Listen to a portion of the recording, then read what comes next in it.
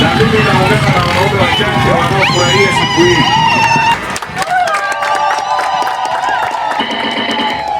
Na baadhi yao mnaona wako na ninyi hapa, maana yake wanajumuika na wanawake katika siku yenu. Hongereni sana wanaume. Siku hii ya wanawake duniani tunaendelea kuiadhimisha.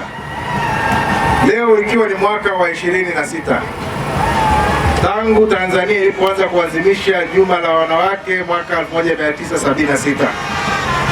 Lakini kidunia siku hii imeanza kuadhimishwa zamani kidogo. Kule nchini Marekani, wakati wanawake wakidai haki zao, ikiwa ni pamoja na haki ya kufanya kazi kwa muda stahiki, haki ya kulipwa mishahara stahiki, wakipinga ubaguzi na ukandamizaji wa aina tofauti tofauti. Ninafikiri wangeambiwa waache hizo kwa sababu tumeshaendelea na shughuli. Nikisema kwamba mnamo mwaka 1910 ndipo dunia ilipokubali kwamba sasa wanawake na wenyewe wawe na siku yao ya maadhimisho, lakini wanawake wapatiwe haki zote za msingi zile ambazo walikuwa wakizidai. Mwaka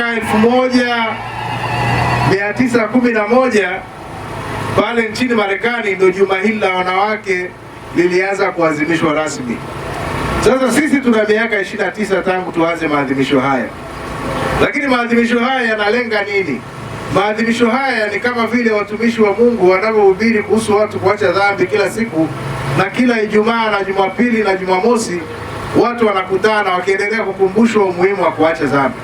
Na sisi juma hili linatukumbusha kila mwaka umuhimu wa wanawake kujihusisha katika nyanja mbalimbali za kimaendeleo, ikiwa ni pamoja na kushiriki siasa ili kuweza kushika nafasi za uongozi, ikiwa ni pamoja na kujihusisha na shughuli za kiuchumi, ikiwa ni pamoja na kuandaa mazingira bora ya kumpa mtoto wa kike elimu ili kumwandaa kuwa mwanamke bora baadaye. Tunafahamu hakuna mwanaume bora bila mwanamke. Hapa tumesifiwa kwamba kuna wanaume vinara. Mwanaume kinara sana anapimwa na mwanamke. Na kama yuko anayenibishia, hebu asimame aseme hakuna, mimi sipimwi na mwanamke. Alafu mwanamke mmoja aseme huyu hamna kitu, tuone nini kitatokea. Wangapi watamwamini yeye na wangapi watamwamini mwanamke? Kwa hiyo wanaume tunapimwa na wanawake, kwa sababu wanawake ndio wanaotuandaa kuanzia kutubeba tumboni miezi 9, kutulea mpaka tunakuja kuitwa vinara. Kwa hiyo ninawapongeza sana wanawake kwa kazi nzuri mnayofanya ya kulilea taifa. Taifa lolote lenye watu wenye maadili, wenye watu wanaojitambua, inatokana na mchango mkubwa wa mama zao, jinsi walivyowalea. Kinyume na hapo, tutakuwa na taifa ambalo halieleweki. Kwa hiyo tunakutana kukumbushana umuhimu wa kuwalea watoto wetu vizuri, ikiwa ni pamoja na kuwaandaa kuwa wanawake wanaojitambua, kuwaandaa kuweza kufanya shughuli za kiuchumi, kuwaandaa kuweza kushika nafasi za uongozi katika taifa. Na tunaona ushiriki wa wanawake unazidi kuongezeka kila siku katika nafasi za uongozi. Sasa hivi tunakaribia 27%. Tumetoka 17% ya ushirikishwaji wa wanawake katika siasa na uongozi, na sasa tunaenda 37%. Hata tusipofika 50, mimi nasema hata 40 inaweza ikatosha, lakini wasinisikie. Tunafika 50? Tunafika 50 eh?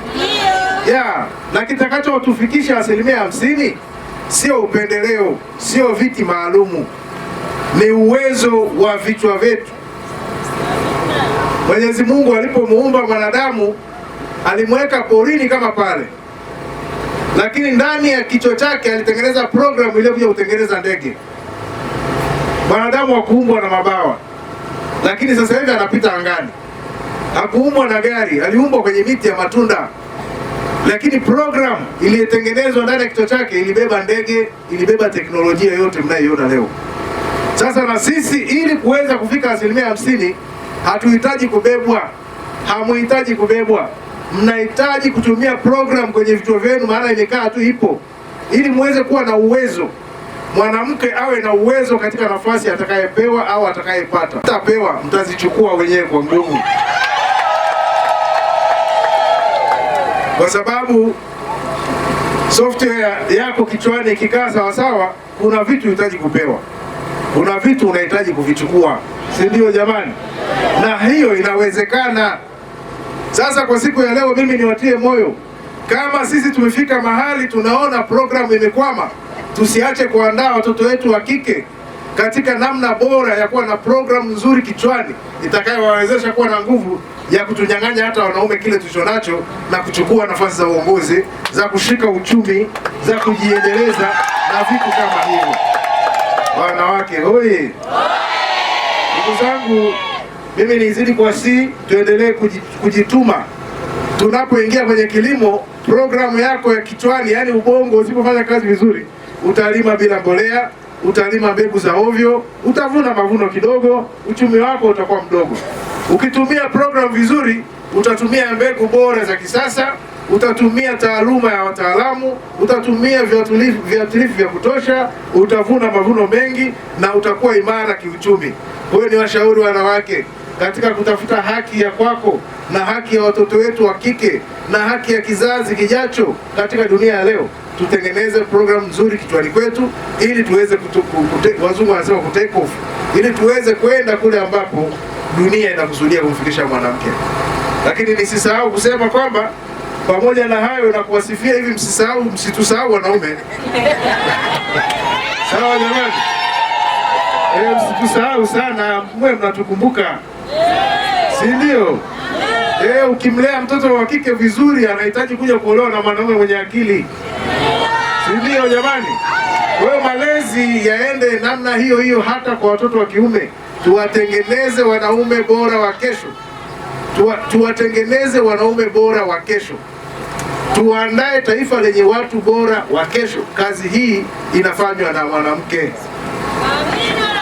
Mimi leo na mwezi wa pili sijaenda nyumbani kwangu, sijui hata mtoto, lakini hongereni sana ninyi mliojitokeza mkatoa na hela zenu mkashona na sare. Wote mko kwenye sare, hongereni sana.